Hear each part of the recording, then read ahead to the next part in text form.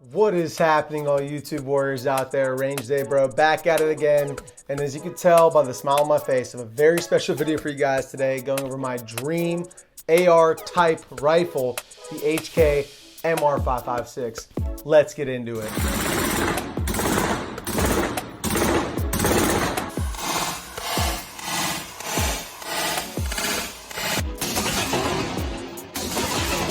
All right, guys, if you've ever bought your dream rifle and said that's the last rifle I'll ever need, and the next week you buy something new, then go ahead and hit the subscribe button, guys. We've all been there, but this, in fact, is my dream rifle right here, the H&K MR556. I've had my eyes on this from day one getting into this game. It's a very famous rifle. It shows up in a lot of movies.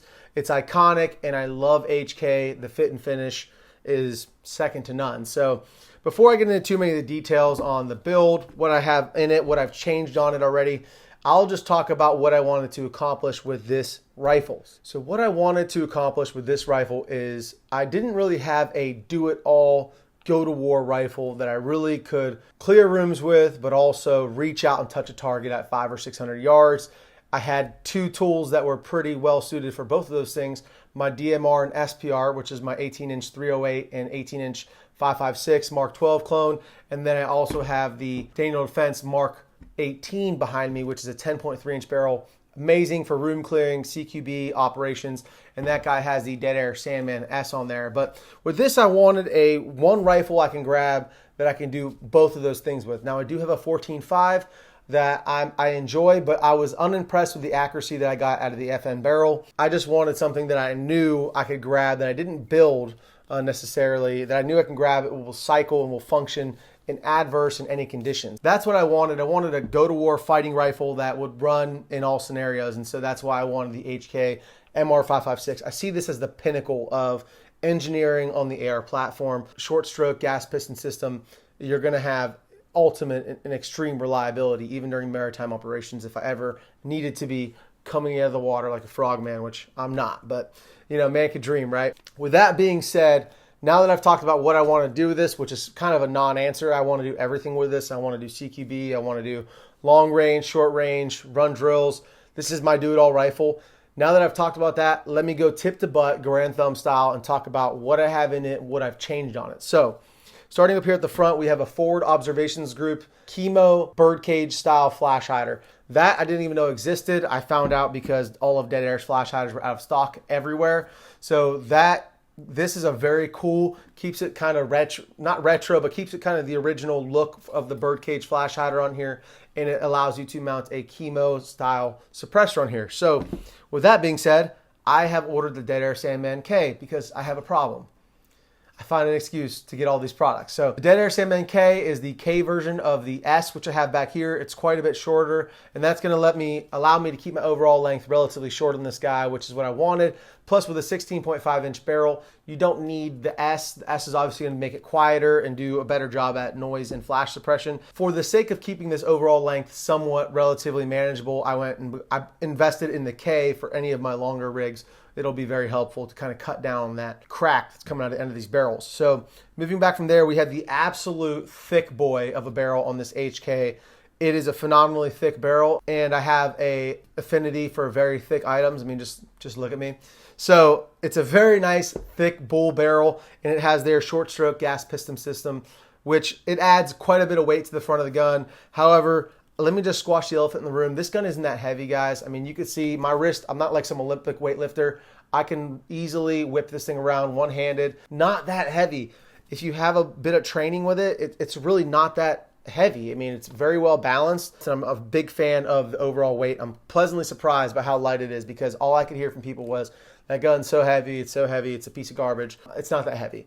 And the reason I went with an ACOG is to keep the overall weight down instead of going with a Trijicon LVPO, a 1:8, which would have dramatically increased the weight of this rifle. I went with the ACOG because of its lightweight, durability, and reputation. So, and not needing a battery, as again, this is going to be a fighting rifle. So from there on back, we have the H&K Geisley rail. This is their 416 MR556 rail.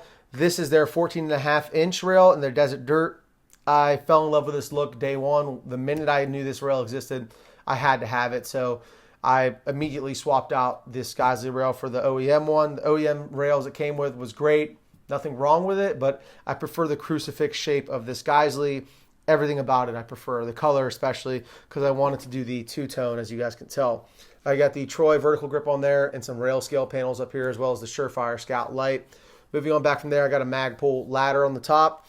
And then from there, we have the HK upper and lower receiver. I would say there's nothing special about them, but there is. There's something very special about them.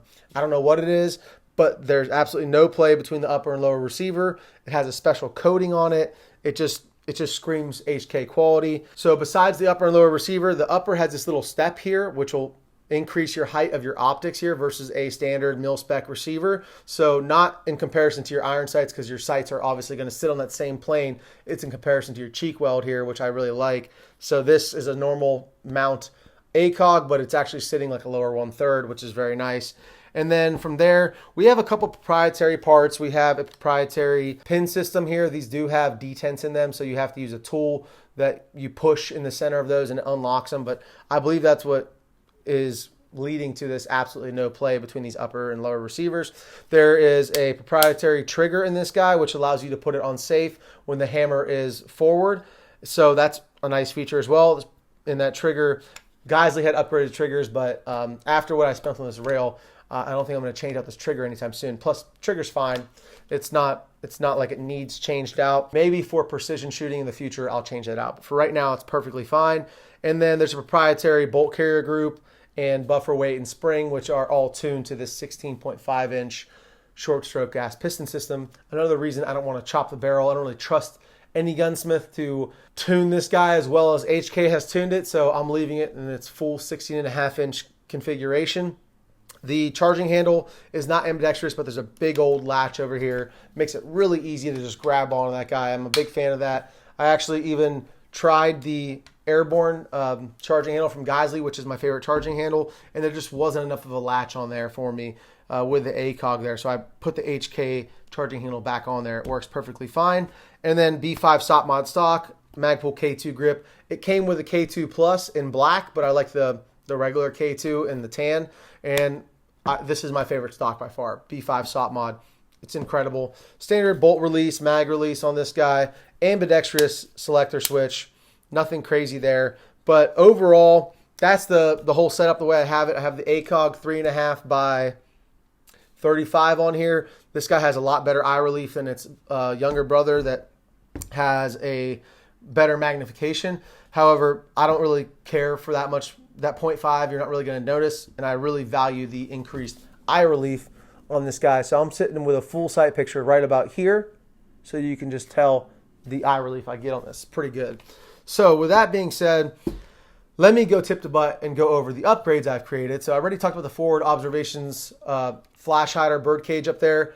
Geisley rail, you just can't beat Geisley rails. I don't really care what anybody says. It's my preference. They're incredible. Bomb-proof, fit and finish. Aesthetically, they are sexy as hell. And the rail scales really complement it really well, and as well as the Troy grip. Really huge fan of the way this front end's looking with this Surefire light as well. I mean, it's just pure sex. All right, so moving back from there, I've changed out the K2 Plus grip for the regular K2 and the B5 SOP mod, and that's where the upgrades started and stopped right there. It's not many things I've changed out. If I got the regular Geisley supercharging handle that has the bigger latches, I may consider throwing that on here. That's probably the one I would prefer on this guy. However, for right now, with the amount of money I've dumped into this, the HK charging handle is more than adequate. I'm a huge fan of it. I've got the anti-reflection device on the ACOG. I know I'm hopping around a bit, but there's not much else I need to cover on this guy. I will say I'm very excited to run the Dead Air Sandman K on here, start running this, doing drills, and coming out with some shooting reviews. One thing I did forget to mention was this trigger guard upgraded. It was just a standard flat trigger guard. I don't even know where this one's from. It's not labeled. It was unmarked. It was in my parts box. It gives me a little bit more room if I'm wearing gloves or anything like that. Aside from that, I'm really excited to start running this thing. I do run a Blue Force Gear sling on all my ARs, so I'm really excited to run this thing, do some shooting tests, do some evaluations on really how far and how consistently I could reach out and touch objects, and just report back to you guys on all that. I promise you guys, this thing is not as heavy as people say it is. Is it necessary to go out and spend the money that you need to spend on this HK?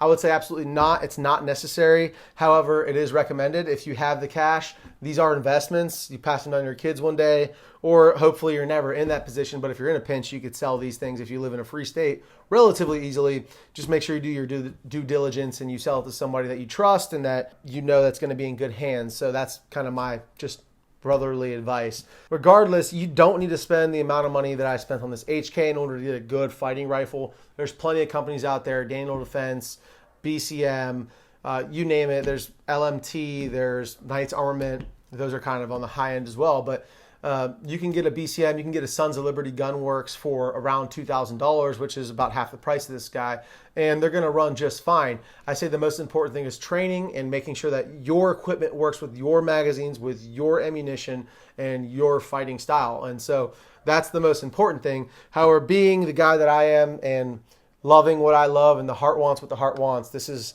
absolutely a bucket list item for me. This is going nowhere. I don't care if I have to sell everything I own. This will be the last thing I ever sell. This is a new milestone in my life, acquiring this, and I cannot wait to start training with it and report back to you guys on how it shoots and how it performs. And I'm sure it will live up to my expectations and then far surpass them. If it's your first time here, please like, comment, and subscribe. I know it is super cheesy, but you guys know how little Big Tech loves the gun community, so it really helps every subscription. And you guys who think you're subscribed, check your subscription, because I've been hearing guys getting unsubscribed left and right from a lot of gun channels, including my own. So please go ahead, double check. If you're not, please click that subscribe button. Really helps me out to keep these videos pumping out and gives me the motivation I need to get behind the camera and edit this. And I'm a one-man show here, so it really helps me out, and I appreciate you guys. If you're a return viewer, then thank you for your loyalty, you sexy YouTube warriors. And until next time, stay safe, stay dangerous. Range Day Bro, out.